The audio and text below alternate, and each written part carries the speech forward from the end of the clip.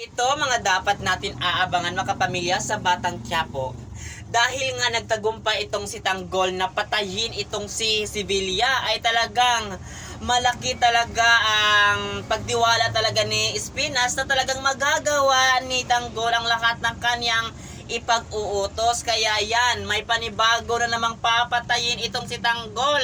At itong tao na ito ang naging dahilan kung bakit siya nakakulong. Kaya ang desisyon ni Tanggol, papayag kaya siya? Kasi hindi basta-basta ang papatayin niya, malaking sindikato. Kaya abangan natin talaga ang laban na ito. Kasi kung hindi gagawin ito Tanggol, ang kaibigan naman talaga niya ang papatayin ni Espinas. At yan ang hindi niya kakayaan na mangyari. Kaya aabangan natin ito mga kapamilya. So ngayon, nagduda itong si Ramon na baka hindi niya anak ito si David. Kasi parang iba talaga kumilos. Ang hina-hina gumamit ng baril itong si David. Kaya nag-isip siya na anak nga ba talaga niya itong si David o hindi. Kaya abangan natin yan mga kapamilya.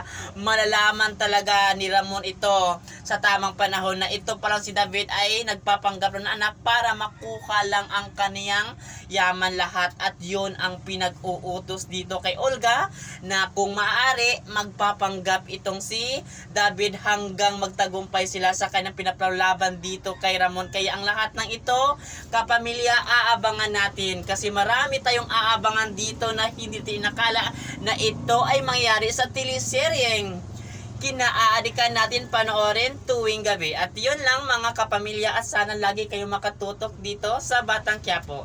At yun lang, maraming salamat sa panonood mga kapamilya. Thank you.